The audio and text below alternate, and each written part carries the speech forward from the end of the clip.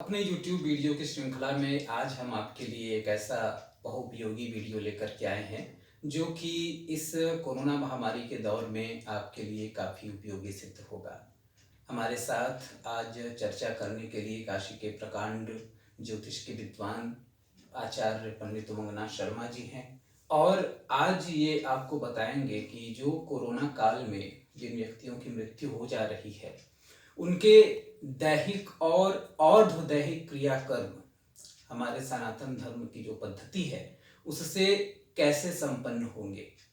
और उसमें बहुत सारे लोगों के मन में कई तरह के भ्रांतियां हैं, कई तरह की विचार धारणाएं हैं। तो आदरणीय गुरु जी आज शास्त्रीय मर्यादाओं की स्थापना करते हुए जो काशी की परंपरा रही है और जो पूरे देश में सर्वमान्य है, उस आधार पर इस दाह संस्कार की प्रक्रिया से लेकर के उसके उपरांत की जो प्रक्रियाएं हैं उस पर काफ़ी विस्तार से आप लोगों को बताएंगे।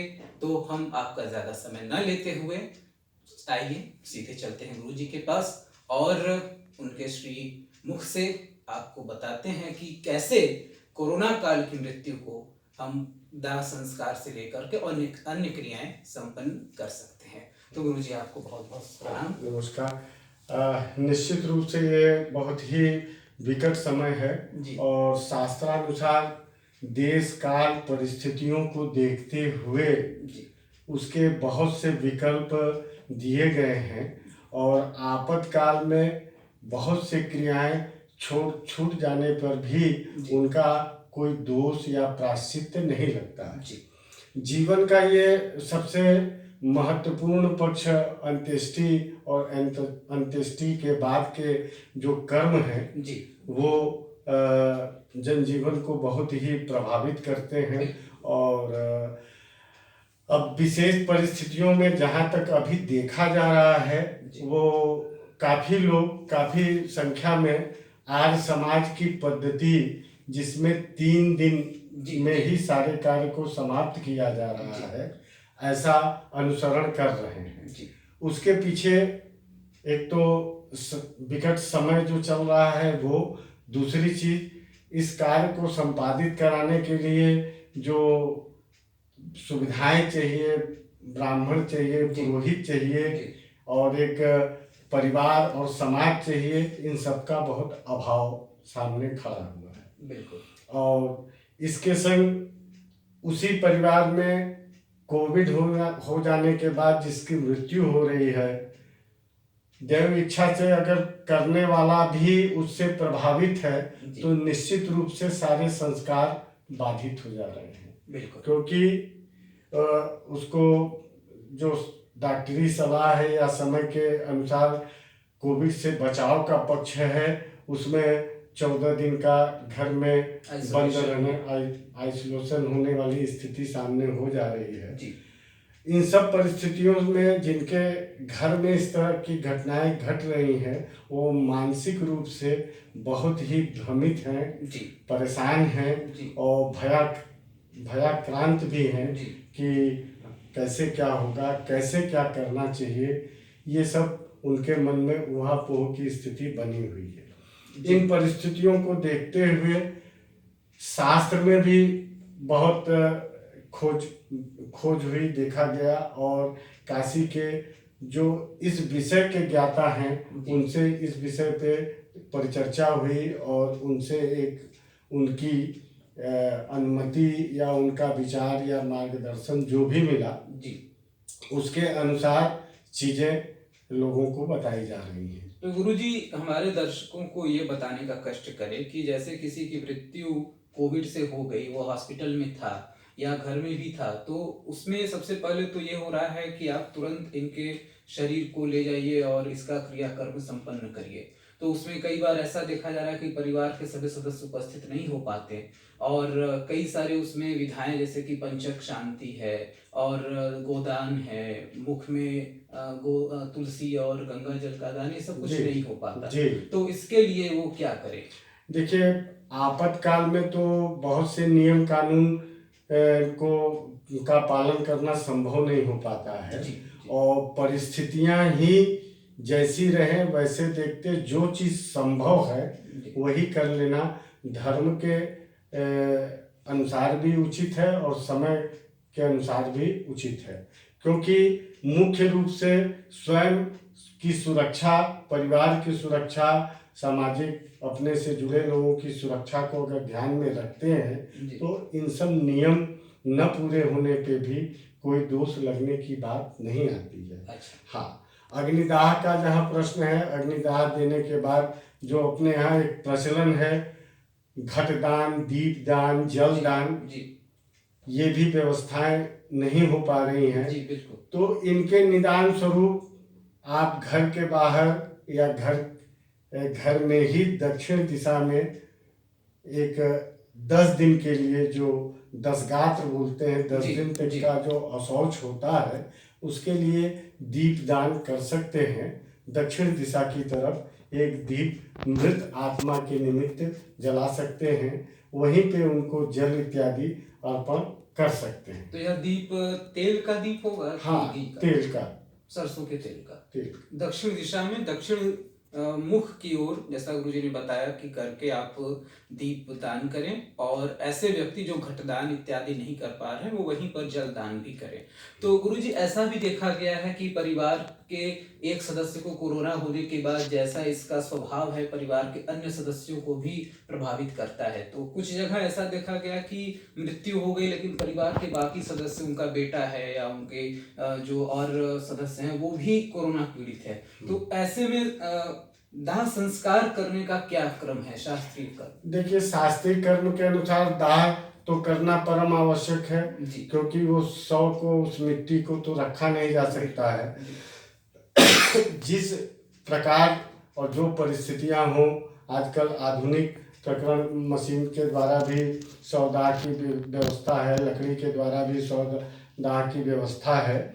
तो उसके पर्यंत अगर आपको किसी कारण से ये निर्धारित तिथि 10वां, एकादशा, त्रयोदशा, कहीं कहीं 17वें दिन भी शुद्धि का प्रकरण है, तो अगर वो चीज आप संपादित नहीं कर पा रहे हैं तो वैसी परिस्थिति में जो विद्वानों का मत है वो इस कार्य को आप 43वें दिन, 44वें दिन और 45वें दिन, 10वां, एकादशा, द्वादशा या त्रयोदशा के साथ इस कार्य को संपादित कर सकते हैं। अन्यथा उतने में भी आपको परिस्थितियां आपके अनुकूल नहीं हुई हैं, उस परिस्थिति में आप उसको 53वें दिन, 54वें दिन या 56वें दिन, ये तीन दिन का क्रम, 3 दिन में और क्रियाएं तो नहीं होंगी, लेकिन वही 10वां, एकादशा, द्वादशा और त्रयोदशा का कार्य संपादित किया जा सकता है। इसके अलावा भी और विलंब की स्थिति हो, परिस्थितियां ऐसी विकट सामने आए कि तब भी आप नहीं कर सकते हैं, तो फिर इसको जो है 93वें दिन, 94वें दिन और 95वें दिन के मध्य में उसी क्रम से 10वां, एकादशा, द्वादशा, त्रयोदशा से करेंगे। आखिरी और भी इससे भी विकट स्थिति हो, किसी कारण से आपका परिवार, आपका समाज, आपका देश न मिल पा रहा हो, तो इसको मानते हैं कि वर्ष में 333वें दिन, 334वें दिन और 335वें दिन इस कार्य को संपन्न कराया जा सकता है। तो दर्शकों, यहाँ पर आपको ध्यान देना है, गुरुजी ने बड़ा महत्वपूर्ण बात बताई कि ऐसे परिवार जो होम आइसोलेशन की अवस्था में है और जो नियम से दशगात्र यानी 10वां और एकादशा, द्वादशा और त्रयोदशा नहीं कर पाते, वे कैसे इसको किस दिन कर सकते हैं, आप इसको ध्यान से जरूर देखिएगा। इस तरह के प्रश्न बहुत हमारे पास आ रहे हैं, तो ये गुरुजी ने बहुत महत्वपूर्ण जानकारी दी। गुरुजी, अब आप लोगों को ये भी बताने का कष्ट करें कि यदि कई जगह से प्रश्न आ रहे हैं कि भोजन की व्यवस्था क्या हो। हाँ, देखिए, बोले ना कि आवश्यकता ही आविष्कार की जननी होती है, परिस्थितियां ही विकल्प का एक रूप होती है। इन पर चर्चा करने के पहले उसी क्रम में ये बता दें, क्योंकि कोरोना या अन्य किसी कारण से जो मृत्यु हो रही है या संस्कार में विलंब होने का एक प्रायश्चित लगता है, और इसको अपमृत्यु का पक्ष मानते हैं, अकाल मृत्यु का पक्ष मानते हैं, अच्छा। तो इसको ध्यान में रखते हुए शास्त्रा अनुसार जो इसके उपाय दिए गए हैं, एक तो नारायण बलि जी का एक क्रम है जी जी जिसे अवश्य संपादित करना चाहिए। इससे हमारे इन सब कर्मों की जो त्रुटि रह गई है, जी गत आत्मा में के शांति के लिए, उसकी मुक्ति के लिए जी ये पक्ष भी ऐसी परिस्थिति में अनिवार्य हो जाता है। दूसरा, अगर वो स्थिति न संभव हो तो उसके विकल्प के रूप में त्रिपिंडी श्राद्ध, जी जी जो सूक्ष्म और थोड़े में कार्य को किया जा सकता है, जी वो कर सकते हैं। रह गया मुंडन संस्कार, जैसे बाल कटवाना, ये वो, तो ये भी परिस्थिति विशेष में नहीं हो पा रहा है, जी तो इसमें स्वयं से भी कैंची लगा के थोड़ा सा उसका संस्कार कर देंगे। और भोजन की जहाँ तक व्यवस्था है, आपातकाल में ब्राह्मणों का अभाव जरूर है, बिल्कुल हैं, जी तो उनको कच्चा अन्न सीधा के स्वरूप उनके निमित्त वहाँ भिजवाया जा सकता है। बहुत से ऐसे जगह हैं जहाँ पे ब्राह्मण, बटुक और शिक्षार्थी लोग रहते हैं, उनमें इनको वितरित किया जा सकता है। इसके अलावा इस समय जो जिनके पास अन्न का अभाव है, खाने पीने जी, का बिल्कुल, अभाव है, बिल्कुल। उनको भी उस स्वरूप आप जो भी सहयोग, अन्न, वस्त्र या चीजें दे सकते हैं, वो दे दें।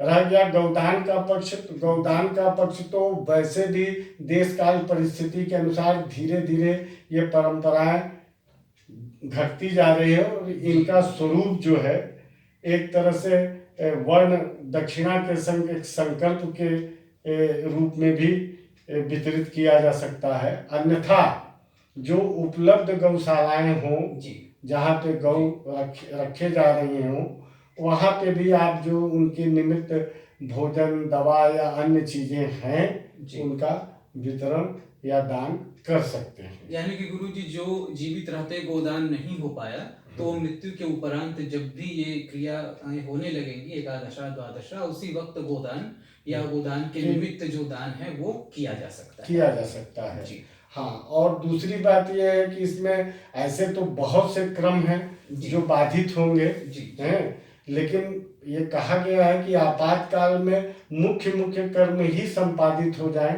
तो उससे भी बहुत राहत और शांति मिलती है। जी और दूसरी बात, जहाँ पे श्राद्ध का पक्ष है, श्राद्ध का पक्ष श्रद्धा का पक्ष है, बिल्कुल हैं, तो इसमें अपनी असुविधाओं को ध्यान में रखते हुए, अपने अभाव को ध्यान में रखते हुए, परिस्थितियों को ध्यान में रखते हुए, जी पितरों से दक्षिण मुख होके जी क्षमा मांग लेने से भी ये सब सारे दोष समाप्त हो जाते हैं। अच्छा हाँ अच्छा, जैसा श्रोता आप लोग देख रहे हैं कि गुरु जी बहुत ही महत्वपूर्ण जानकारियां दे रहे हैं, जो पूरी तरह से शास्त्रीय विधि से प्रमाणित हैं। तो आप इस वीडियो को बहुत ध्यान से देखिए और समझिए। और गुरु जी ये ने जैसा भी बताया कि कोरोना मृत्यु जो है वह अकाल मृत्यु है, और अकाल मृत्यु की स्थिति में नारायण बलि या त्रिपिंडी श्राद्ध किया जाता है। और उसकी यदि आपको कोई विशेष कराना या विशेष जानकारी हो, तो आप उसके लिए गुरुजी से अलग से भी आकर के संपर्क कर सकते हैं। गुरुजी ये बताएं कि बहुत से घरों में यदि मृत्यु पंचक में हो गई है और उसको दाह संस्कार करना पड़ा, तो उसके लिए क्या हो सकता है? देखिए, बाहर की परिस्थितियां तो मैं नहीं कह सकता हूँ, लेकिन जहाँ तक काशी की बात है, तो अभी भी घाट में दाह संस्कार से जुड़े जो व्यक्ति हैं जी, वो, उनको जो महापात्र इत्यादि, उनकी उपलब्धता आज भी बनी हुई है। वो सब सारे क्रम को जानते हैं और बताते हैं, और वहाँ उससे संबंधित सामग्री की भी उपलब्धता बनी हुई है। लेकिन जैसा आपको बताया कि किसी कारण से सारी चीजें छूट जाती हैं, तो जो जो निर्धारित दिने बताए गए हैं, उस मध्य में इस पंचक शांति का भी अनुष्ठान कराया जा सकता है। जी, यानी उसका भी प्रावधान है कि जिसका नहीं हो पाया वो बाद में पंचक शांति जो, हाँ, वो जो तिथियां आपको बताई गई हैं, 33 43वें दिन और 35 हाँ 36 34वें जी जी 45वें दिन वाली, जी तो उस अनुसार भी वो कार्य कराया जा संपादित सकता है। हो सकता है। अच्छा अच्छा गुरुजी, बहुत जगह पर ऐसा भी देखा गया है कि अ, जो गरुड़ पुराण का पाठ होता है मृत्यु उपरांत, तो परिवार में वो अक्सर किसी ब्राह्मण के द्वारा बुला के किया जाता है। तो यदि कोई ब्राह्मण आने को तैयार नहीं है तो क्या परिवार को जैसे स्वयं भी वह पाठ कर सकते हैं? है देखिए, ऐसा है कि गरुड़ पुराण पढ़ना करना कोई मनाही नहीं है, जी क्योंकि घर वालों की मनोस्थिति या संस्कृत का अभ्यास न होने से जी या उसको विशेष परिस्थितियों में पढ़े जाने वाला पुराण जान के जी स्वयं से नहीं करते हैं, अच्छा लेकिन कर सकते हैं। आज इंटरनेट का युग है, जी गरुड़ पुराण की व्यवस्था इंटरनेट में भी आप देखेंगे जी जी तो उसके उसकी सुनने की वीडियो है। व्यवस्था आपको मिल जाएगी। जी और चीज़ें उसमें थोड़ी से भयावह हैं, बहुत सी ऐसे प्रसंग हैं जो मन मस्तिष्क को बहुत विचलित भी कर देते हैं। जी तो ऐसी परिस्थिति में गीता का पाठ स्वयं से अच्छा किया जा सकता है। अच्छा गीता को इंटरनेट के द्वारा या अन्य जिस माध्यम से आप सुन सकते हैं, जो मन चित्त को आपको शांति प्रदान करेगा, जी वो कार्य उस तरीके से भी कर सकते हैं। जी। तो दर्शकों, आपने देखा कि जब यदि गरुड़ पुराण का पाठ यदि आप नहीं कर पा रहे हैं तो श्रीमद् भगवत गीता का पाठ भी कर सकते हैं। गुरु जी ने आज आपको एक से बढ़कर एक जानकारियां दी। काशी हमेशा से ही पूरे देश में, पूरे विश्व में इस तरह के संस्कारों और कर्मों को बताने के लिए केंद्र बिंदु बनकर हमेशा उभरता रहा है। और ऐसे में आज आचार्य पंडित उमानाथ शर्मा जी ने आपको जो जानकारियां दी, उम्मीद है आपको बहुत ज़्यादा उपयोगी होंगी। और यदि इसके इस बाद संकट काल में इस आपके संकट काल में आपके लिए एक मार्गदर्शक का कार्य करेंगी, तो गुरु जी आपको इतनी महत्वपूर्ण जानकारियां देने के लिए बहुत बहुत धन्यवाद। जय विश्वनाथ। जय।